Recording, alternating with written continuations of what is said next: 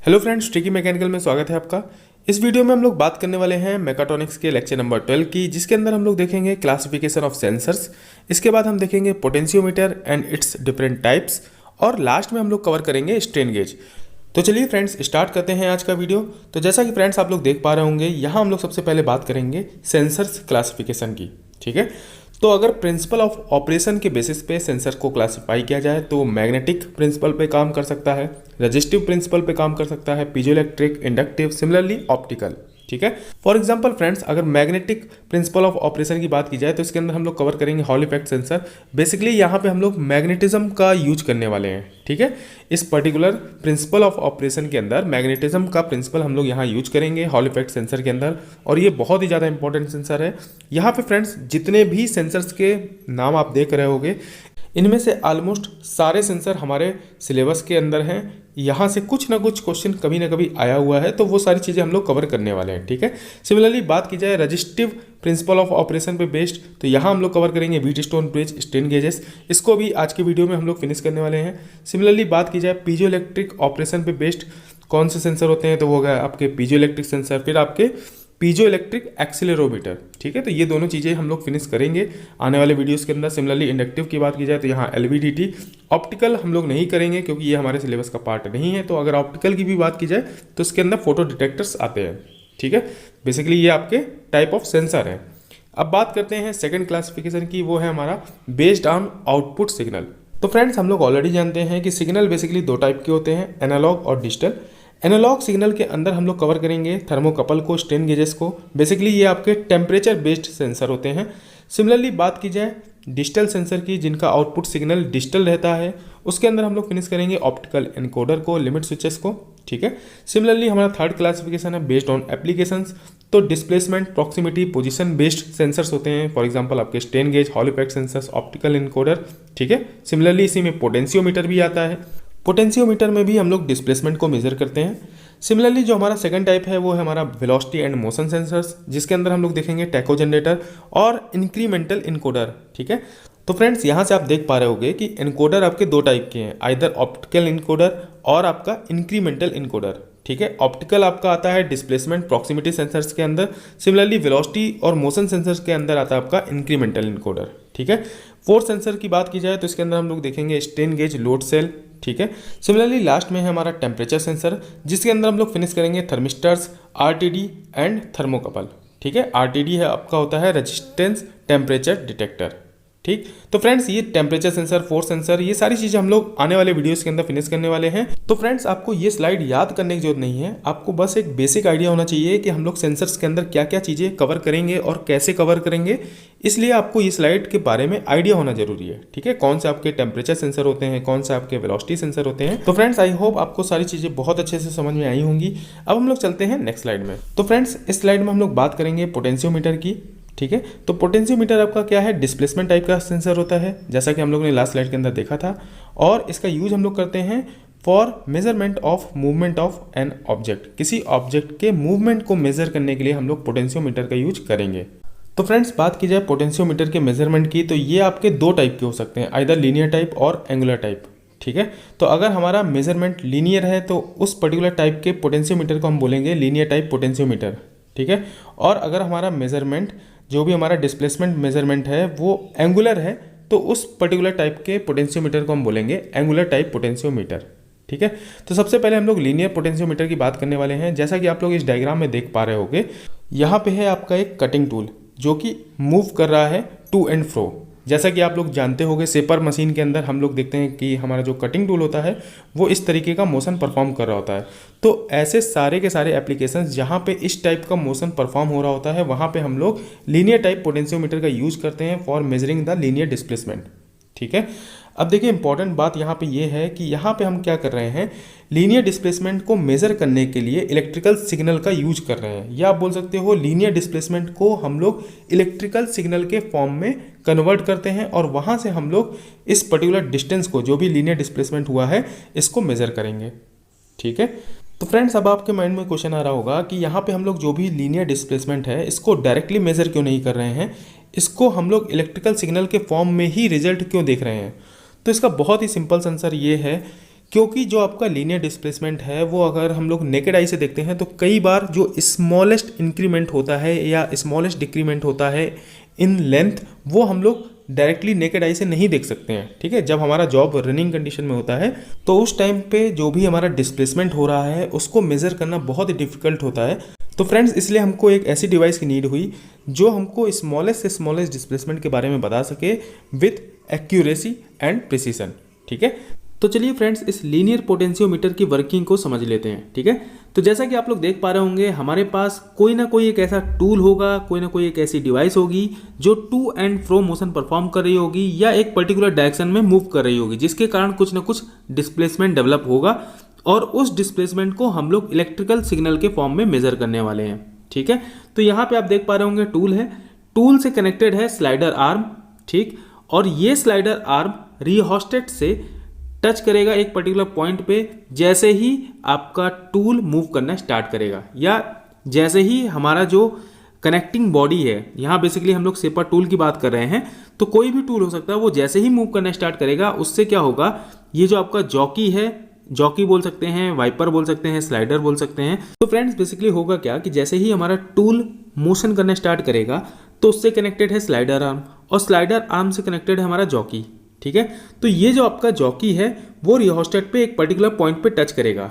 ठीक है, और इस जॉकी को आप देखेंगे तो इसका दूसरा एंड जो है वो इसी सेम रिहोस्टेट वाली सर्किट पे किसी और पॉइंट पे टच है।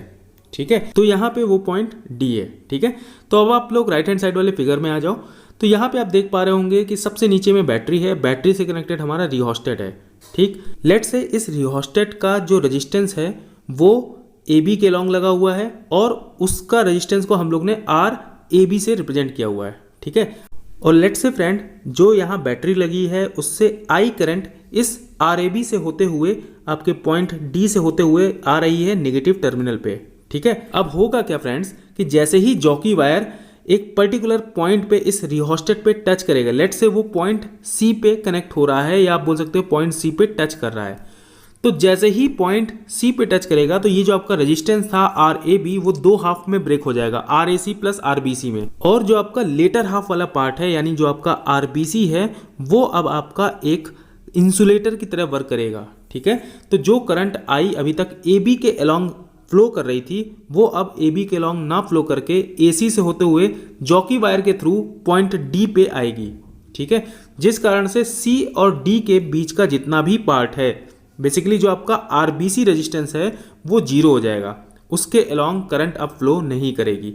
इसी कंसेप्ट का हम लोग यहाँ पे यूज करेंगे और इसी की हेल्प से हम लोग यहाँ पे लीनियर डिस्टेंस को, लीनियर डिस्प्लेसमेंट को मेजर करने वाले हैं। ठीक है, तो फ्रेंड्स, बेसिकली हो क्या रहा है कि जैसे ही हमारा जॉकी वायर इस रिहोस्टेट के अलोंग किसी एक पर्टिकुलर पॉइंट पे टच कर रहा है तो इसका जो सेकेंड हाफ है या आप बोल सकते हैं जो इसका लेटर हाफ है वो ड्यू टू शॉर्ट सर्किट, यहाँ पे क्या होगा, जैसे ही जॉकी वायर टच करेगा तो शॉर्ट सर्किट हो जा रहा है। शॉर्ट सर्किट के कारण जो लेटर हाफ वाला पार्ट है वो एज एन इंसुलेटर वर्क कर रहा है। ठीक है, उसमें करंट फ्लो नहीं कर पाएगी। ठीक है, तो फ्रेंड्स, आई थिंक आपको इस स्लाइड में सारी चीज़ें बहुत अच्छे से डिटेल में समझ में आई होंगी। अब हम लोग चलते हैं नेक्स्ट स्लाइड में। तो फ्रेंड्स, जैसा कि हम लोग ने लास्ट स्लाइड के अंदर देखा था कि हमारे पास जो रेजिस्टेंस था वो ए बी के अलोंग था, जिसको हम लोग ने आर ए बी से रिप्रेजेंट किया हुआ था। ठीक है, लेट्स से इस ए बी के अलोंग जो रेजिस्टेंस लगा है उसकी लेंथ एल है, स्मॉल एल। ठीक है, अब क्या हो रहा है, एक जॉकी वायर इस ए बी में किसी एक पर्टिकुलर पॉइंट पे टच कर रहा है। ठीक है, इस ए बी के अलोंग किसी एक पर्टिकुलर पॉइंट पे टच कर रहा है, लेट से वो पॉइंट सी है। ठीक, और लेट से इस ए से सी तक की जो डिस्टेंस है उसको हम लोग ने स्मॉल एक्स से रिप्रेजेंट किया हुआ है। ठीक है, जितनी भी डिस्टेंस हम लोग यहाँ मेजर कर रहे हैं वो रेजिस्टेंस के एक एंड से मेजर कर रहे हैं। बेसिकली यहाँ पे हम लोग लेफ्ट हैंड यूज कर रहे हैं एज अ रेफरेंस। तो फ्रेंड्स, ए से बी तक की डिस्टेंस है हमारी स्मॉल एल, सिमिलरली ए से सी तक की डिस्टेंस है हमारी स्मॉल एक्स। ठीक है, अब फर्स्ट केस वो है जब हमारा वाइपर इस एसी के अलोंग किसी भी पॉइंट पे टच नहीं कर रहा है या बोल सकते हैं जस्ट इनिशियल कंडीशन है। उस केस में क्या होगा, वाइपर टच नहीं कर रहा है तो जो करंट है वो इस ए बी के अलोंग फ्लो होते हुए आपके बैटरी के नेगेटिव टर्मिनल तक पहुंचेगी। ठीक है, तो जैसा कि हम लोग ओम्स लॉ जानते हैं वो क्या होता है, V equal to I R. तो यहाँ से करंट की वैल्यू हम लोग कैलकुलेट कर सकते हैं, वो निकल के आ जाएगी I equal to V A B upon R A B. V A B basically हो गया इस ए बी रेजिस्टेंस के अलोंग जो वोल्टेज है उसकी वैल्यू। ठीक है, तो इसको लेट से इक्वेशन 1 ले लेते हैं। सिमिलरली अब बात करते हैं केस नंबर 2 की, जब हमारा स्लाइडर इस ए बी के लॉन्ग एक पॉइंट सी पे टच कर रहा है और ए से सी तक की डिस्टेंस हमारी स्मॉल एक्स है। ठीक है, तो जैसे ही आपका स्लाइडर इस पॉइंट सी पे टच करेगा तो शॉर्ट सर्किट हो जाएगा। शॉर्ट सर्किट हो जाने के कारण इस BC के अलॉन्ग किसी भी टाइप की करंट फ्लो नहीं करने वाली है। ठीक है, that mean IBC equal to 0 हो जाएगा। तो फ्रेंड्स, अगर मैं आपसे पूछूं इस पर्टिकुलर केस 2 के लिए करंट की वैल्यू क्या होगी, तो आप लोग बहुत आसानी से बता सकते हो I equal to VAC divided by RAC। ठीक है, एज पर ओम्स लॉ। यहाँ पे हम लोग BC वाला पार्ट सिर्फ इसलिए नहीं ले रहे हैं क्योंकि BC आपका एज एन इंसुलेटर वर्क करेगा ड्यू टू शॉर्ट सर्किट, जिस कारण से ना ही वो वोल्टेज में काउंट होगा और ना ही वो आपका रेजिस्टेंस में काउंट होगा। ठीक है, अब इस इक्वेशन को I equal to VAC divided by RAC, इसको आप ले लो इक्वेशन नंबर 2। अब क्या करो, आप इक्वेशन 1 डिवाइडेड बाई इक्वेशन 2 करो, तो यहाँ से आपको एक रिलेशन मिल जाएगा VAB divided by RAB, VAC divided by RAC। ठीक है, let's say this equation is equation number 3। तो फ्रेंड्स, अगर मैं अब आपसे पूछूं कि किसी पर्टिकुलर वायर में रेजिस्टेंस की वैल्यू क्या होती है, तो आप लोग बहुत इजी वे में बता सकते हो, वो होती है आपकी रो L डिवाइडेड बाई A। ठीक है, ये हम लोग क्लास 12 से जानते हैं। ठीक, रो हो गया आपका रेजिस्टिविटी ऑफ वायर, L हो गया उस पर्टिकुलर वायर की लेंथ। ठीक है, और A होता है आपका क्रॉस सेक्शनल एरिया। ठीक है, लेट से जो वायर है उसका क्रॉस सेक्शनल डाया है वो स्मॉल d है, तो इस पर्टिकुलर A की वैल्यू हो जाएगी π/4 स्मॉल d स्क्वायर। ठीक है, तो फ्रेंड्स, इस पर्टिकुलर रेजिस्टेंस में अगर मैं आपसे पूछूं कि अगर वायर AC के लॉन्ग लगा है और अगर वायर AB के लॉन्ग लगा हुआ है, दोनों में क्या डिफरेंस आएगा। ठीक है, इस रेजिस्टेंस का जो फॉर्मूला आप देख रहे हो रो L डिवाइडेड बाई A, इसमें कौन सी ऐसी चीज़ है जो कांस्टेंट रहेगी और कौन सी ऐसी चीज़ है जो वेरी करेगी AC और AB के अक्रॉस। तो आप बहुत सिंपल वे में बता सकते हो कि जो आपकी रेजिस्टिविटी है वो वायर के लिए सेम रहेगी, चाहे आप छोटी सी लेंथ लो या आप पूरी कंप्लीट लेंथ लो। ठीक है, तो रेजिस्टिविटी सेम रहने वाली है। लेंथ ऑफ वायर आप जान रहे हो वेरी करेगा, अगर इस AC ले रहे हो तो उसकी लेंथ आप देख रहे हो स्मॉल x है, लेकिन आप AB ले रहे हो तो उसकी लेंथ हो जा रही है स्मॉल l। ठीक है, सिमिलरली अगर मैं आपसे पूछूं कि क्रॉस सेक्शन एरिया वो क्या रहेगा AC और AB के लिए, तो आप बता सकते हो बहुत सिंपल कि वो π/4 d स्क्वायर ही रहेगा। ठीक है, आप कितना भी छोटा पार्ट ले लो इस वायर का, उसका क्रॉस सेक्शन तो चेंज नहीं होने वाला है, वो आपका एक वायर के फॉर्म में स्मॉल d जो डाया है वो तो सेम रहेगा, चाहे आप AC लेंथ ले लो और चाहे आप पूरी AB लेंथ ले लो। ठीक है, तो यहाँ से आप बता सकते हो कि इस रेजिस्टेंस वाले फॉर्मूले में सिर्फ जो लेंथ है वो वेरी करेगा, बाकी सब चीज़ कॉन्स्टेंट रहने वाला है। ठीक है, अब इस रेजिस्टेंस की वैल्यू आप इक्वेशन नंबर 3 में लाके पुट कर दो। ठीक, देखोगे कि जितने टर्म हैं मैक्सिमम कट जाएंगे, तो यहाँ से आपको एक रिलेशन मिल जाएगा, वो रिलेशन हो जाएगा आपका VAB divided by L equal to VAC divided by X। ठीक है, अब इस इक्वेशन को अगेन रीअरेंज कर लीजिए, तो यहाँ से आपको वैल्यू मिलेगी x/L equal to VAC divided by VAB। Basically हमको इस पर्टिकुलर पूरे डेरिवेशन के अंदर हमें निकालना क्या था, हमको x की ही वैल्यू निकालनी थी। VAC, VAB और L ये तीनों चीज़ें आपको क्वेश्चन में गिवन रहेगी, आपसे x की वैल्यू पूछी जाएगी, डिस्प्लेसमेंट की वैल्यू पूछी जाएगी। ठीक है, तो ये पर्टिकुलर जो फॉर्मूला आपका निकल के आया है वो आपको एज इट इज़ याद करना पड़ेगा for exam point of view. ठीक है, तो फ्रेंड्स आई थिंक सारी चीज़ें बहुत अच्छे से डिटेल में समझ में आई होंगी। अब हम लोग चलते हैं नेक्स्ट स्लाइड में। तो जैसा कि फ्रेंड्स हम लोग ने लास्ट स्लाइड के अंदर देखा था कि जो x की वैल्यू निकल के आ रही है L into VAC divided by AB, ये बहुत ही इंपॉर्टेंट है। ठीक है, तो ये फॉर्मूला आप लोग बहुत अच्छे से याद कर लीजिए। x होता है हमारा डिस्प्लेसमेंट ऑफ टूल और ऑब्जेक्ट जिसको हमें मेजर करना है, L हो गया उस पर्टिकुलर रेजिस्टेंस वायर की लेंथ, सिमिलरली VAC हो गया आपका voltage across length AC, similarly VAB हो गया आपका वोल्टेज अक्रॉस लेंथ AB। ठीक है, तो क्वेश्चन में आपको L, VAC, VAB इन तीनों की वैल्यू गिवन रहेगी, x की वैल्यू आपसे निकालने के लिए बोली जाएगी। ठीक है, तो फ्रेंड्स आई होप ये फॉर्मूला आप लोग बहुत अच्छे से याद कर लोगे। अब हम लोग कवर करते हैं सेकंड टाइप ऑफ सेंसर जो है हमारा रोटरी और एंगुलर टाइप पोटेंशियोमीटर। तो फ्रेंड्स इस केस में हम लोग करेंगे क्या, जो हम लोग लास्ट केस में AB जो हमारे पास वायर था जिसकी रेजिस्टेंस थी RAB और उसकी जो लेंथ थी स्मॉल l थी। ठीक है, अब सेम L लेंथ के वायर को अब हम लोग यहाँ पे क्या कर रहे हैं, एक सर्कल के फॉर्म में मोड़ दे रहे हैं। ठीक है, तो फ्रेंड्स जैसा कि आप लोग इस डायग्राम में देख पा रहे होगे, बहुत अच्छे से समझ में आ रहा होगा, यहाँ पे हमने क्या किया है, L लेंथ के वायर को एक सर्कुलर आर्क के फॉर्म में मोड़ दिया है, ट्विस्ट कर दिया है। ठीक है, तो फ्रेंड्स अगर मैं आपको बोलूँ कि मैं आपको एक L लेंथ का वायर दे रहा हूँ जिसको आपको एक R रेडियस के सर्किल में कन्वर्ट करना है। ठीक है, तो L और R में क्या रिलेशन होगा, तो आप लोग बहुत सिंपल बता सकते हो, जैसा कि हम लोग आज तक पढ़ते आए हैं, जो हमारी लेंथ होगी वो हो जाएगी R इंटू थीटा। ठीक है। अब क्योंकि आप यहाँ पे 360 डिग्री जब रोटेट करोगे तभी आपको सर्कल मिलेगा, तो थीटा हो गया आपका 360 डिग्री, ठीक है। तो L इक्वल टू क्या हो जाएगा, R इंटू 360 डिग्री, ठीक। या आप बोल सकते हो L equal to 2π into R। 2π basically क्या है, वो आपका 360 डिग्री ही है, ठीक है। अब फ्रेंड्स जैसा कि हम लोग ने लास्ट केस के अंदर देखा था कि जो हमारा लीनियर टाइप पोटेंशियोमीटर था उसमें जो हमारा स्लाइडर था वो एक x डिस्टेंस पे आके टच कर रहा था, सेम वे में यहाँ पे भी एक x डिस्टेंस पे जो आपका स्लाइडर है वो टच करेगा, ठीक है। आप लोग यहाँ पे देख पा रहे होगे स्लाइडर वाइपर सेम नेम है, तो यहाँ पे आप इस डायग्राम में देख रहे होगे वाइपर आपका एक लेट से x डिस्टेंस पे आके टच कर रहा है, ठीक है। तो इस x को अगर आपको r और थीटा के फॉर्म में लिखना है तो आप कैसे लिखोगे, आप सिंपली लिख सकते हो x equal to r into theta, ठीक है। बेसिकली आप जितने भी लीनियर डिस्टेंस थे उसको r थीटा के फॉर्म में कन्वर्ट कर रहे हो, ठीक है। तो फ्रेंड्स स्मॉल l की वैल्यू हो गई आपकी r इंटू 360 डिग्री या आप बोल सकते हो 2π। सिमिलरली x की वैल्यू हो जाएगी r इंटू थीटा, ठीक है। और फ्रेंड्स हम लोग एक चीज़ ऑलरेडी जानते हैं कि अगर हमारे पास कोई रेजिस्टेंस वायर है तो उसका रेजिस्टेंस की वैल्यू क्या होगी, वो होगी आपकी ρl divided by cross section area, ठीक है। तो अगर मैं आपसे कहूं कि RAB यानी जो AB लेंथ है उसके अक्रॉस आप लोग रेजिस्टेंस लिख दीजिए इस रोटरी केस के अंदर, तो आप लोग बहुत सिंपल वे में लिख सकते हो रो डिवाइडेड बाई AB और L क्या हो जाएगा, वो हो जाएगा आपका R इंटू 360 डिग्री, ठीक है। आप पूरा 360 डिग्री रोटेट करोगे तभी आपको AB लेंथ मिलेगी, और AB बेसिकली क्या है, एक L लेंथ का वायर था जिसको हम लोग ने रोटेट किया था सर्किल में, ठीक है। तो फ्रेंड्स ये जो आपका रेजिस्टेंस AB है इसकी वैल्यू को लेट से इक्वेशन 1 हो गई, ठीक है। सिमिलरली अगर हम लोग AC के अक्रॉस इस रेजिस्टेंस को कैलकुलेट करें तो वो हो जाएगा rho into R small r radius into theta. Basically ये हो गई आपकी AC के across length divided by area along AC, ठीक है। वो आपका सेम रहने वाला, AB और AC के अलोंग जो एरिया है वो सेम रहने वाला, ये ऑलरेडी हम लोग ने लास्ट केस के अंदर देखा हुआ था। अब इस इक्वेशन को लेट से इक्वेशन नंबर 2 बोल दे रहे हैं, ठीक है। इक्वेशन 1 और इक्वेशन 2 को जब हम डिवाइड करेंगे तो हमको एक रिलेशन मिल जाएगा, वो हो जाएगा theta AC equal to 360 degree into RAC divided by RAB।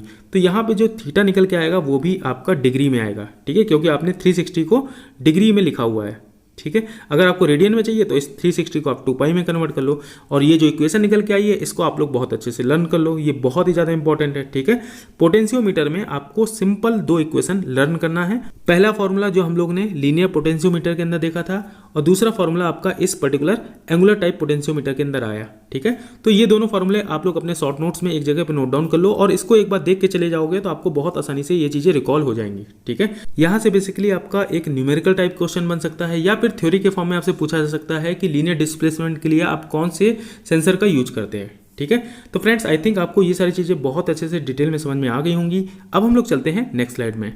तो फ्रेंड्स इस स्लाइड में हम लोग पढ़ने वाले हैं स्ट्रेन गेज सेंसर को। बेसिकली इस चीज़ को आप लोगों ने स्ट्रेंथ ऑफ मटेरियल के अंदर पढ़ा होगा स्ट्रेन ड्रॉसेट के फॉर्म में, ठीक है। तो यहाँ से आप लोग एक चीज़ बता सकते हो बहुत आसानी से कि स्ट्रेन गेज सेंसर क्या है, आपका एक फोर्स टाइप सेंसर है। यहाँ पे कुछ ना कुछ फोर्स अप्लाई हो रहा होगा, चाहे वो टेंशन हो सकता है या फिर कंप्रेशन फोर्स हो सकता है, ठीक है। तो फोर्स के एप्लीकेशन से क्या होगा कि जो आपकी कंपोनेंट की लेंथ है उसके अंदर डिफॉर्मेशन आएगा, और वही डिफॉर्मेशन हम लोग यहाँ पे रेजिस्टेंस के फॉर्म में देखने वाले हैं, ठीक है। तो आई होप आपको स्ट्रेन गेज का जो बेसिक कंसेप्ट है, जो बेसिक थीम है वो समझ में आया होगा। तो देख लीजिए डेफिनेशन क्या है। It is a sensor whose electrical resistance varies with application of force, pressure, tension, weight, ठीक है। तो फ्रेंड्स मैंने आपको बताया है कि यहाँ पे कुछ ना कुछ फोर्स लग रहा होगा। फोर्स आपका प्रेशर के फॉर्म में लग सकता है, टेंशन के फॉर्म में लग सकता है, वेट के फॉर्म में लग सकता है, वो किसी भी टाइप के फॉर्म में लग सकता है। बस यहाँ पे होगा क्या कि कुछ ना कुछ आपका स्ट्रेन डेवलप हो रहा होगा इन पर्टिकुलर फोर्स के एक्शन के कारण, ठीक है। अब फ्रेंड्स मैं आपसे पूछूं कि स्ट्रेंथ ऑफ मटेरियल के अंदर हम लोग सारी जो स्टडी करते हैं वो क्या इलास्टिक लिमिट के अंदर करते हैं या इलास्टिक लिमिट के बाहर भी करते हैं। तो आप लोग बहुत आसानी से बता सकते हो कि स्ट्रेंथ ऑफ मटेरियल के अंदर जो हमारा बेसिक एजम्पशन रहता है कि हम लोग सारी चीज़ों को इलास्टिक लिमिट के अंदर स्टडी करते हैं, ठीक है। तो सेम चीज़ यहाँ पे भी होगी, मतलब है कि स्ट्रेन गेज के अंदर जितनी भी स्टडी हम लोग करेंगे वो विद इन इलास्टिक लिमिट रहने वाली है, ठीक है। तो अगर मैं आपसे कहूँ हुक्स लॉ क्या होता है तो आप लोग बहुत आसानी से बता सकते हो कि stress directly proportional to longitudinal strain. तो फ्रेंड्स अगर मैं आपसे पूछूं कि ये लॉन्गिट्यूडनल स्ट्रेन क्या होता है तो आप लोग बहुत आसानी से बता सकते हो कि फोर्स की डायरेक्शन में जो भी आपका स्ट्रेन डेवलप हो रहा है उस पर्टिकुलर स्ट्रेन को ही आप बोलोगे लॉन्गिट्यूडनल स्ट्रेन, ठीक है। तो चलिए फ्रेंड्स अब ये जान लेते हैं कि इस पूरे स्ट्रेन गेज के अंदर होता क्या है, मतलब कैसे ये सारी चीज़ें परफॉर्म हो रही होती हैं। तो जिस पर्टिकुलर स्पेसिमेन के अंदर हमको स्ट्रेन मेजर करना है वहाँ पे हम लोग एक गेज को लाके एडेसिव से चिपका देते हैं। ठीक है, एडेसिव की हेल्प से गेज को यहाँ पे स्टिक कर देंगे। ठीक, अब वो गेज की बात की जाए तो गेज आपका एक फॉइल के फॉर्म में होता है, फॉइल के फॉर्म में होगा और उसके अंदर छोटे छोटे से वायर्स लगे होते हैं। ठीक है, अब क्या होगा, जैसे ही स्पेसिमेन पे हम लोग लेट से P टेंसाइल फोर्स लगा रहे हैं, तो जैसे ही हम लोग टेंसाइल फोर्स लगाएंगे तो उस पर्टिकुलर लोड की डायरेक्शन वाला जो आपका लेंथ है, लेट से स्मॉल l लेंथ है, वो अब L प्लस डेल्टा L हो जाएगा। तो फ्रेंड्स अब होगा क्या कि जैसे ही आपकी L लेंथ इंक्रीज होना स्टार्ट होगी, ठीक है, तो अब उस सेम स्पेसिमेन पे हम लोग ने एक फॉइल को या बोल सकते हो एक गेज को एडेसिव की हेल्प से स्टिक किया हुआ था। ठीक है, अब उस फॉइल के लेंथ में भी चेंज होना स्टार्ट हो जाएगा। ठीक है, और फॉइल में ही आपके इलेक्ट्रिकल वायर्स लगे हुए थे, तो उनका जो रेजिस्टेंस होगा वो भी चेंज होना स्टार्ट हो जाएगा। ठीक है, तो अगर फ्रेंड्स आपसे कहा जाए कि यहाँ पे टेंसाइल फोर्स लग रहा है और फोर्स की ही डायरेक्शन में आपने लगाया हुआ है उस पर्टिकुलर फॉइल को या बोल सकते हो उस पर्टिकुलर गेज को, तो उसकी लेंथ में क्या होगा, वो भी आपकी इंक्रीज होगी। ठीक है, दैट मीन आप बोल सकते हो कि अगर टेंसाइल फोर्स आप लगा रहे हो तो जो इलेक्ट्रिकल वायर हैं उनका रेजिस्टेंस भी इंक्रीज करेगा क्योंकि उनका साइज इंक्रीज कर रहा है। ठीक है, और सिमिलरली अगर आप कोई कंप्रेसिव फोर्स लगा रहे हो तो फोर्स की डायरेक्शन में जो आपका इलेक्ट्रिकल वायर का रेजिस्टेंस है वो डिक्रीज करेगा। ठीक है, क्यों, क्योंकि फॉइल का साइज डिक्रीज हो रहा है। ठीक है, तो फ्रेंड्स आई थिंक ये चीज़ बहुत अच्छे से आपको समझ में आई होगी। और फ्रेंड्स हम लोग ने ऑलरेडी कवर किया हुआ है कि जो हुक्स लॉ होता है वो होता है stress directly proportional to longitudinal strain. ठीक है, तो सेम चीज़ हम लोग ने यहाँ पे लिख दी है, लॉन्गिट्यूडनल स्ट्रेन हो जाएगा आपका delta L divided by L. Delta L हो गया आपका increment length in the direction of force. ठीक है, और जो आपका स्ट्रेस हो गया वो हो जाएगा पी बाई ए। ठीक है, अब हम लोग प्रोपोर्शनलिटी का साइन हटाएंगे तो हमको मिलेगा delta L divided by L equal to P by A into E. E हो गया आपका यंग मॉडुलस, ये ऑलरेडी हम लोग जानते हैं। ठीक है, तो फ्रेंड्स इस पर्टिकुलर इक्वेशन को हम लोग बोलेंगे इक्वेशन नंबर 1। ठीक है, और हम लोग ऑलरेडी जानते हैं कि जो वायर का रेजिस्टेंस होता है आर, वो क्या होता है rho L divided by A of wire. तो यहाँ से आप लोग एक चीज़ और बता सकते हो, जो रो और ए है वो आपका कांस्टेंट रहता है। ठीक है, हम लोग ने ऑलरेडी लास्ट केसेस के अंदर कवर किया हुआ है। ठीक, तो यहाँ से आप लोग एक चीज़ और भी बोल सकते हो कि जो रेजिस्टेंस ऑफ वायर है वो स्मॉल एल के डायरेक्टली प्रोपोर्शनल होगा। ठीक है, तो ये हो गई आपकी इक्वेशन नंबर 2। सिमिलरली फ्रेंड्स अगर हम लोग इस पर्टिकुलर वायर को स्मॉल लेंथ डेल्टा एल और इस पर्टिकुलर वायर की रेजिस्टेंस आर को डेल्टा आर के फॉर्म में रिप्रेजेंट करें तो वो लिखा जा सकता है delta R directly proportional to delta L.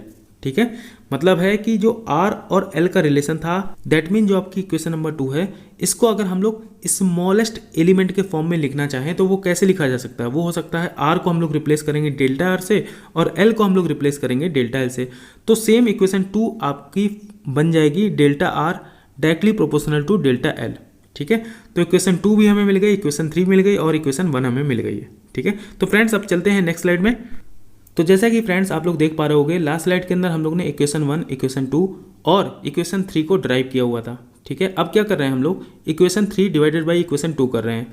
तो हमको एक रिलेशन मिल रहा है delta R divided by R directly proportional to delta L divided by L.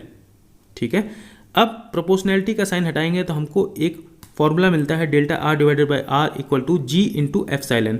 ठीक है, जी होता है हमारा स्ट्रेन गेज फैक्टर या बोल सकते हो गेज फैक्टर, और इसकी वैल्यू 2 to 4 वेरी करती है। ठीक है, और ये जो आपका एप्सिलॉन है वो आपका हो गया लॉन्गिट्यूडनल स्ट्रेन, जिसकी वैल्यू हो गई delta L divided by L. ठीक है, डेल्टा एल आपका increment in length in the direction of applied force. ठीक है, और एल आपका उस पर्टिकुलर स्पेसिमेन की length in the direction of force. ठीक है, तो फ्रेंड्स इस पर्टिकुलर इक्वेशन को delta R divided by R equal to G epsilon को हम लोग इक्वेशन नंबर 5 से डिनोट कर रहे हैं। ठीक है, अब हम लोग इक्वेशन नंबर 1 और इक्वेशन नंबर 5 को कंपेयर कर रहे हैं। तो फ्रेंड्स यहाँ पे हमको एक इक्वेशन मिलेगी delta R divided by R equal to P by A जो आपका स्ट्रेस होता है इंटू जी, जी हो गया आपका स्ट्रेन गेज फैक्टर और ई हो गया आपका यंग मॉडुलस। तो फ्रेंड्स ये जो आपका फॉर्मूला निकल के आया है delta R divided by R equal to P by A into G into capital E, तो इस पर्टिकुलर फॉर्मूले से आप लोग एक चीज़ और कह सकते हो कि जो आपका डेल्टा आर है वो डायरेक्टली प्रोपोर्शनल होगा पी के। ठीक है, जो आपका फोर्स है, जो आपका अप्लाइड फोर्स है, उससे डायरेक्टली प्रोपोर्शनल रिलेशन में आता है। तो यहाँ से भी आप लोग सेम चीज़ को रेप्लिकेट कर सकते हो जो हम लोग ने लास्ट स्लाइड के अंदर देखा था कि अगर हम लोग फोर्स अप्लाई करेंगे, पी फोर्स अप्लाई करेंगे पर्टिकुलर स्पेसिमेन में, तो उस गेज में बेसिकली जो हमारा स्ट्रेन गेज है उसके अंदर जो भी आपके इलेक्ट्रिकल वायर लगे हैं उनका रेजिस्टेंस जो है वो इंक्रीज करेगा। तो फ्रेंड्स लास्ट स्लाइड के अंदर हम लोग ने सेम चीज़ को एक प्रैक्टिकल फीलिंग, प्रैक्टिकल अप्रोच से समझा था। यहाँ पे अब हम लोग इसको सेम चीज़ को फॉर्मूले के थ्रू समझ रहे हैं, ठीक है। अब देखिए पूरे डेरिवेशन के अंदर जो आपको चीज़ें याद रखनी है वो आपकी ये 4 आउटकम है जो मैंने लेफ्ट हैंड साइड में लिख रखे हैं। पहला आउटकम है डेल्टा आर जो है, जो रेजिस्टेंस है, इंक्रीज इन रेजिस्टेंस, वो अप्लाइड फोर्स से डायरेक्टली प्रोपोर्शनल रिलेशन में होता है। दैट मीन अगर आप लोग अप्लाइड फोर्स इंक्रीज करोगे तो उससे electrical resistance of wire increase करेगा, ठीक है। सिमिलरली सेकंड आउटकम है हमारा delta R divided by R directly proportional to longitudinal strain, ठीक है। ये चीज़ याद रखिएगा कि यहाँ पे जो भी हम बात करते हैं वो अप्लाइड फोर्स की डायरेक्शन में जो स्ट्रेन डेवलप हो रहा है सिर्फ और सिर्फ उसकी बात कर रहे हैं, ठीक है।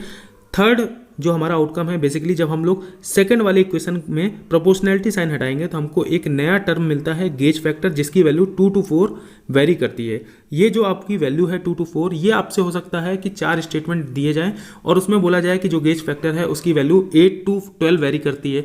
तो ये चीज़ आपको पता होनी चाहिए कि इसकी जो रेंज है वो कितनी रहती है, ठीक है। और फ्रेंड्स जो हमारा फोर्थ आउटकम है, जो हमारा लास्ट आउटकम है, जो आपको याद रखना है कि यहाँ पे हम लोग सिर्फ और सिर्फ लॉन्गिट्यूडनल स्ट्रेन की बात करेंगे, ठीक है। लेटरल स्ट्रेन की बात इस पर्टिकुलर टाइप के सेंसर के अंदर यहाँ पे हम लोग नहीं देख रहे हैं, ठीक है। तो फ्रेंड्स आई थिंक आपको सारी चीज़ें बहुत अच्छे से डिटेल में समझ में आई होंगी। अब हम लोग चलते हैं नेक्स्ट स्लाइड में। तो फ्रेंड्स हम लोग एक चीज़ समझ चुके हैं कि जो यहाँ पे वायर है उसके रेजिस्टेंस में चेंज आ रहा है, ठीक है। जो आपका वायर है वो आपका एक पर्टिकुलर स्पेसिमेन में स्टिक है, जैसा कि आप लोग नीचे डायग्राम में देख पा रहे होंगे, और उस गेज में जो भी आपके वायर हैं उसके रेजिस्टेंस में चेंजेस आ रहे हैं, ठीक है। अगर हम लोग टेंशन फोर्स अप्लाई कर रहे हैं तो वो पर्टिकुलर वायर का जो रेजिस्टेंस है वो इंक्रीज कर रहा है, और अगर हम लोग कंप्रेशन फोर्स अप्लाई कर रहे हैं तो उस वायर का रेजिस्टेंस डिक्रीज कर रहा है। तो फ्रेंड्स ये रेजिस्टेंस के अंदर जो भी स्मॉल चेंजेस आ रहे हैं, इंक्रीज इन लेंथ और डिक्रीज इन लेंथ, तो उसको मेजर करने के लिए, स्मॉलेस्ट चेंज को मेजर करने के लिए हम लोग को व्हीटस्टोन ब्रिज के बारे में पता होना बहुत ज़्यादा जरूरी है। तो देख लीजिए friends, first point Wheatstone bridge का यही है, smallest change in resistance can measure, ठीक है। सिमिलरली जो हमारा सेकंड पॉइंट है, Wheatstone bridge is an electronic circuit used for detection of minute changes in the resistance, hence used for measuring resistance change of a strain gauge। Already हम लोग ने इसको समझा हुआ है, ठीक है। तो यहाँ पे आप देख पा रहे होगे पूरे इस अरेंजमेंट के अंदर आपको 4 रेजिस्टेंस देखने को मिल रहे हैं, R1, R2, R3, R4, ठीक है। और साथ ही साथ आपको यहाँ पे 2 वोल्टेज देखने को मिल रहे हैं। पहला है आपका सप्लाई वोल्टेज और दूसरा है आपका आउटपुट वोल्टेज, ठीक है। सप्लाई वोल्टेज को हम लोग ने VS से रिप्रेजेंट किया हुआ है और जो आपका आउटपुट वोल्टेज है उसको हम लोग ने V0 से रिप्रेजेंट किया हुआ है, ठीक है। तो फ्रेंड्स यहाँ पे होगा क्या, जो आपका गेज के अंदर रेजिस्टेंस लगा है वो चेंज होगा, ठीक है। अब उस गेज के रेजिस्टेंस को आप लोग इन चारों में से R1, R2, R3, R4 में से किसी एक से रिप्लेस कर दो, ठीक है। अब क्योंकि ये रेजिस्टेंस जो है वो वेरी करेगा, वेरी करने से क्या होगा, इस व्हीटस्टोन ब्रिज का जो बैलेंसिंग है वो बिगड़ेगा, ठीक है। जो आपका बैलेंस व्हीटस्टोन ब्रिज होता है वो अब अनबैलेंस कंडीशन में जाने लगेगा, ठीक है। और आपको एक चीज़ और हम बता दें, जो आप लोग ऑलरेडी जानते होंगे कि व्हीटस्टोन ब्रिज अगर बैलेंस है तो जो आप लोग बीच में V0 देख रहे हो, ठीक है, जो आपका आउटपुट वोल्टेज है वो हमेशा 0 रहेगा for balanced Wheatstone bridge condition, ठीक है। ये ऑलरेडी आप लोग जानते हो, 12th में हम लोग ने अच्छे से समझा हुआ है, ठीक है। और जैसे ही यहाँ पे RX जो है वो रेजिस्टेंस वेरी करना स्टार्ट करेगा, वैसे ही आपका क्या होगा, इस V0 की वैल्यू हमें कुछ ना कुछ मिलनी चालू हो जाएगी और वहीं से हम लोग रेजिस्टेंस की वैल्यू मेजर कर लेंगे, ठीक है। इस पर्टिकुलर अरेंजमेंट की बात की जाए तो यहाँ पे जो हमारा R4 रेजिस्टेंस है उसको हम लोग ने RX लिखा हुआ है। क्यों लिखा हुआ है, क्योंकि वो वेरी कर रहा है due to application of applied force P, ठीक है। तो फ्रेंड्स अप्लाइड फोर्स P के कारण जो भी आपके गेजेस के अंदर वायर लगे हैं उनका रेजिस्टेंस चेंज होगा, उसको हम लोग यहाँ पे रिफ्लेक्ट कर रहे हैं RX के फॉर्म में, ठीक। अब ये RX अगर वेरी करेगा तो हमको जो बैलेंस्ड व्हीटस्टोन ब्रिज अभी तक मिलता था, जहाँ पे V0 की वैल्यू 0 हुआ करती थी, वो अब डिस्टर्ब होगी और उसके डिस्टर्ब होने के कारण जो हमारा बैलेंस्ड व्हीटस्टोन ब्रिज होता था वो अब अनबैलेंस्ड कंडीशन की तरफ जाएगा और हमको कुछ ना कुछ V0 यानी जो हमारा आउटपुट वोल्टेज है उसकी वैल्यू देखने को मिलेगी, ठीक है। तो फ्रेंड्स आई थिंक आपको ये कंसेप्ट बहुत अच्छे से डिटेल में समझ में आया होगा और आने वाली स्लाइड्स के अंदर ये सारी चीज़ें और अच्छे से डिटेल में आपको देखने को मिलेंगी, ठीक है। तो फ्रेंड्स चलते हैं नेक्स्ट स्लाइड में। तो फ्रेंड्स जैसा कि आप लोग इस डायग्राम में देख पा रहे होंगे, यहाँ पे आपके 4 रेजिस्टेंस हैं, R1, RX, R2, R3, ठीक है, और 2 वोल्टेज हैं VS और V0, ठीक है, आई करंट फ्लो कर रही है। ठीक, अब बैलेंस्ड कंडीशन के लिए व्हीटस्टोन ब्रिज का जो कंडीशन होता है वो होता है आपका R1 divided by R2 equal to RX divided by R3।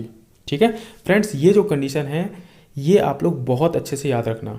ठीक है, बेसिकली यहाँ पे क्या हो रहा है कि जो आपका RX है वो वेरी कर रहा है, तो इसकी वैल्यू क्या निकल के आ रही है, R1 into R3 divided by R2। ठीक है, तो ये फार्मूला आप लोग याद रखिएगा। और फ्रेंड्स, हम लोग ऑलरेडी जानते हैं कि बैलेंस्ड व्हीटस्टोन ब्रिज की कंडीशन में जो आउटपुट वोल्टेज V0 रहता है उसकी वैल्यू होती है 0।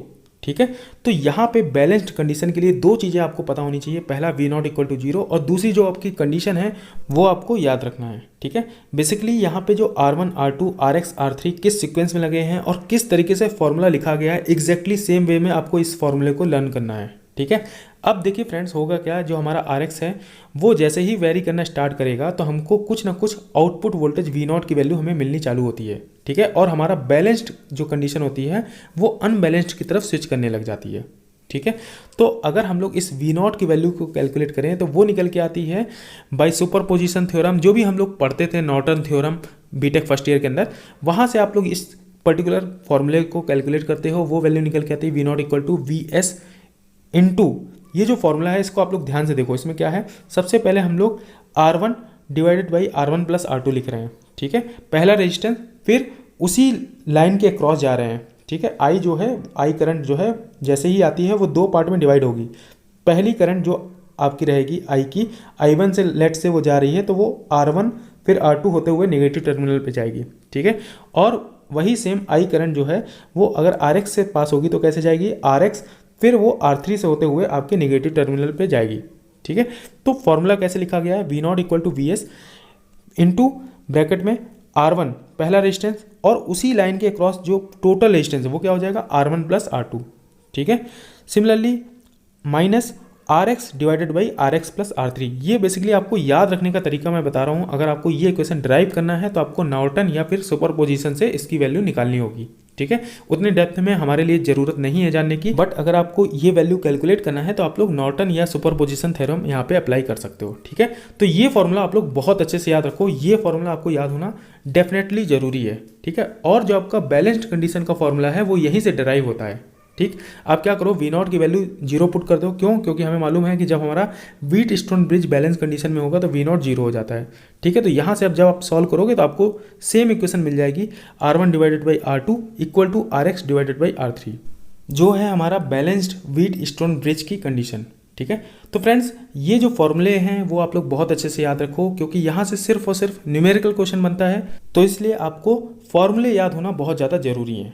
ठीक है, तो ये क्वेश्चन आप देख पा रहे होगे लेफ्ट हैंड साइड में, इसमें R1, R2, R3 और R4 की वैल्यू गिवन है रेजिस्टेंस की, साथ ही साथ आपको यहाँ पे सप्लाई वोल्टेज जो हमारा VS है उसकी वैल्यू 100 वोल्ट गिवन है। और क्वेश्चन में आपसे पूछा क्या जा रहा है, पहला क्वेश्चन है find the value of R4 for balanced Wheatstone bridge condition. ठीक है, तो अब आपके माइंड में क्वेश्चन आ रहा होगा कि यहाँ पे क्वेश्चन में तो R4 की वैल्यू गिवन है, तो यहाँ पे क्वेश्चन 1 में पूछ क्या रहा है। फिर देखिए फ्रेंड्स, मैंने आपको बताया था कि जो आपका जो स्ट्रेन गेज है उसके अंदर जो वायर है उसका रेजिस्टेंस वेरी करता है, उसके वेरी करने के कारण जो आपका बैलेंस्ड व्हीटस्टोन ब्रिज है वो आपका अनबैलेंस्ड कंडीशन की तरफ जाने लग जाता है।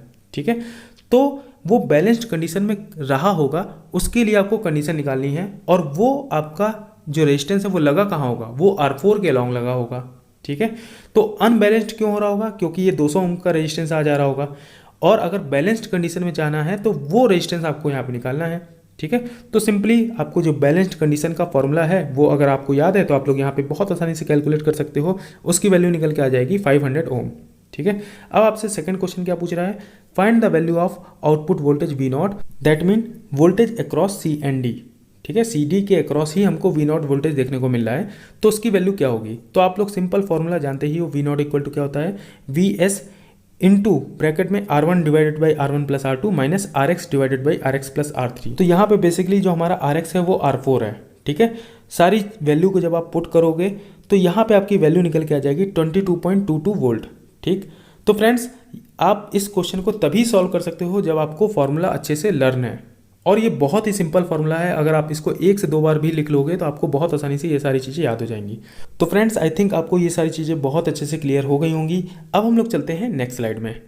तो फ्रेंड्स, इस स्लाइड में भी हम लोग एक और टाइप के फोर्स सेंसर की बात करने वाले हैं, जो है हमारा लोड सेल। ठीक है। तो फ्रेंड्स बेसिकली लोड सेल आपका एक सिलेंड्रिकल ऑब्जेक्ट है जैसा कि आप लोग देख पा रहे होंगे, और उसमें लेंथ के अलोंग आप देख पा रहे होंगे एक लोड अप्लाई किया हुआ है।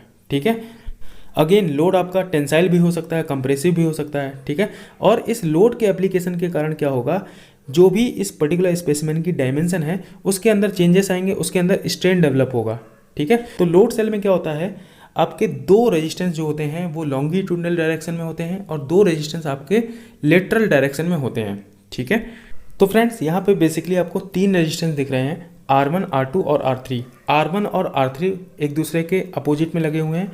सिमिलरली यहाँ पे R2 के जस्ट अपोजिट में पीछे साइड में आपका R4 लगा हुआ है। ठीक है, जो आपको यहाँ पे नहीं दिख रहा है इस डायग्राम में। ठीक, तो अगर हम लोग इसको व्हीट स्टोन ब्रिज के फॉर्मेट में लिखेंगे तो कुछ इस टाइप का होगा। बेसिकली आपको ये याद रखने की जरूरत नहीं है कि R1, R2, R3, R4 किस सीक्वेंस में लिखे हुए हैं। यहाँ पे बस याद रखना है कि जो आपके अपोजिट लगे हैं वो यहाँ पे भी इस पर्टिकुलर व्हीट स्टोन ब्रिज में भी अपोजिट फॉर्म में आने चाहिए। ठीक है, R2 के अपोजिट R4 है और R1 के अपोजिट R3 है। ठीक है, और लोड की डायरेक्शन में कौन सा रेजिस्टेंस है, वो है हमारा R2।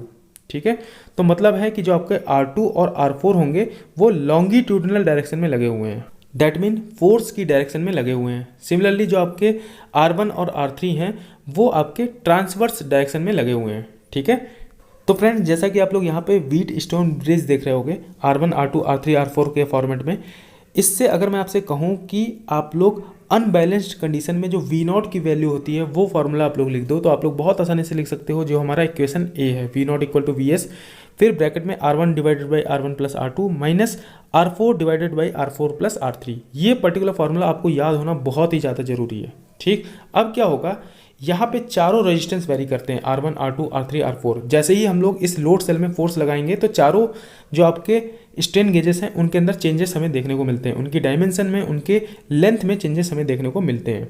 ठीक है, तो लेट्स से फ्रेंड जो आपका R2 रेजिस्टेंस है, ठीक है, जो आपका R2 रेजिस्टेंस है जो कि लोड की डायरेक्शन में लगा है, तो फ्रेंड्स जैसे ही यहाँ पे लोड सेल में लोड अप्लाई होगा तो ये जो आपका R2 रेजिस्टेंस है वो भी चेंज होगा। ठीक है, तो यहाँ पे आप टेंसाइल लोड देख रहे हो तो इसके कारण क्या होगा, R2 की भी लेंथ इंक्रीज करेगी। तो R2 की लेट से लेंथ इंक्रीज करने के बाद हो जा रही है R2 प्लस डेल्टा R2, और इस पूरे टर्म को R2 प्लस डेल्टा R2 को हम लोग लिख रहे हैं R2 डैश।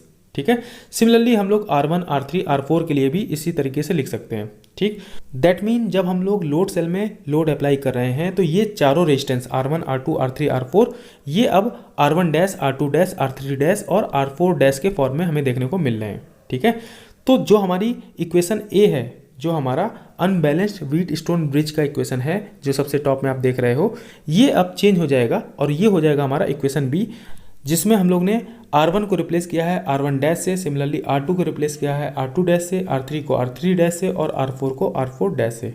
ठीक है, तो फ्रेंड्स फिर से आप लोग इस इक्वेशन को देखो, R2 जो था हमारा रिप्लेस होके R2 प्लस डेल्टा R2, और इस पूरे R2 प्लस डेल्टा R2 को हम लोग बोल रहे हैं R2 डैश।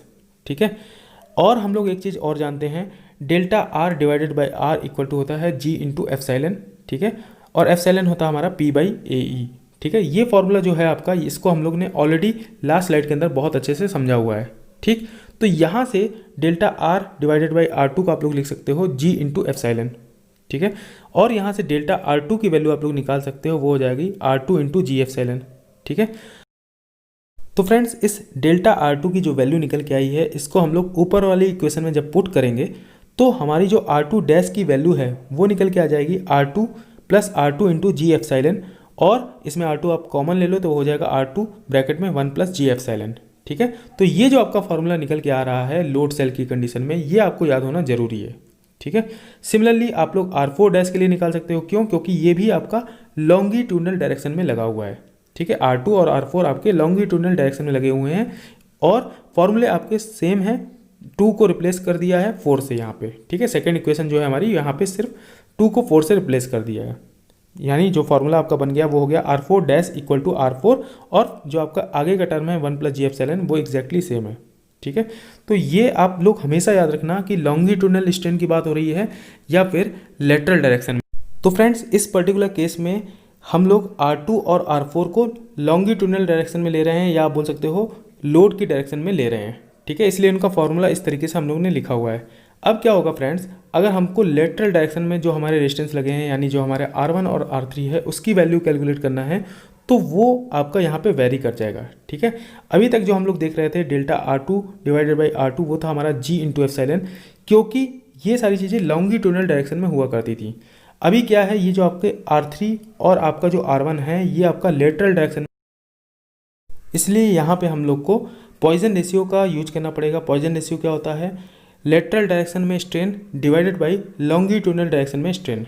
ठीक है, तो अभी तक हम लोग सारी चीज़ें लॉन्गिट्यूडनल डायरेक्शन में बात कर रहे थे, यहाँ पे हमको ट्रांसवर्स कैलकुलेट करना है। तो ट्रांसवर्स डायरेक्शन में अगर स्ट्रेन की value minus mu into longitudinal direction में स्ट्रेन। ठीक है, तो फ्रेंड्स बेसिकली आपको याद क्या रखना है कि जब कभी भी हम लोग लेटरल डायरेक्शन की बात करेंगे तो वहाँ पे पॉइजन रेशियो आएगा, और जो हम लोग फॉर्मूला अभी तक delta R upon R equal to G epsilon लिखते थे वो अब रिप्लेस हो जाएगा minus mu times G epsilon से। ठीक है, minus mu times G epsilon. ठीक है, G एप्सिलॉन रिप्लेस हो जाएगा minus mu times G epsilon. ठीक, सेम चीज़ अब आप लोग फॉर्मूले में भी रिप्लेस कर दो। R1 डैश इक्वल टू क्या हो जाएगा, R1 और फॉर्मूले क्या होता था अंदर में 1 प्लस G एप्सिलॉन, तो एप्सिलॉन को रिप्लेस कर दो आप लोग बेसिकली माइनस म्यू एप्सिलॉन से। ठीक है, या बोल सकते हो G एप्सिलॉन को हम लोग रिप्लेस कर रहे हैं minus mu times G epsilon से। ठीक, तो आपको R1 डैश और R3 डैश की भी वैल्यू देखने को मिल जाएगी। तो फ्रेंड्स बेसिकली आपको ये जो फॉर्मूले निकल के आ रहे हैं R1 dash, R2 dash, R3 dash, R4 dash, इनके बारे में आइडिया होना जरूरी है। अगर आपसे क्वेश्चन लोड सेल में आएगा तो इसी टाइप के फॉर्मूले पे बेस्ड आएगा। ठीक है, अगर आपको ये फॉर्मूला याद है R4 डैश क्या होगा, R4 into 1 plus G epsilon, तो आप लोग बहुत आसानी से इस क्वेश्चन को सॉल्व कर सकते हो। ठीक है, तो फ्रेंड्स आई थिंक आपको ये सारी चीज़ें बहुत अच्छे से डिटेल में समझ में आई होंगी, और यहाँ पे जो हमारा फोर्स सेंसर है वो फिनिश हो गया है। ठीक है, तो फ्रेंड्स सबसे पहले हम लोग ने डिस्प्लेसमेंट सेंसर को फिनिश किया था, और अभी हमारा फोर्स सेंसर वाला जो पार्ट है वो भी फिनिश हो गया है। ठीक है, तो फ्रेंड्स अब हम लोग मिलेंगे नेक्स्ट वीडियो में, और वहाँ हम लोग कवर करेंगे टेम्परेचर सेंसर को। तो फ्रेंड्स मिलते हैं नेक्स्ट वीडियो में, तब तक के लिए हंसते रहिए, मुस्कुराते रहिए और अच्छे से पढ़ाई करते रहिए। Thank you friends, thanks for watching this video.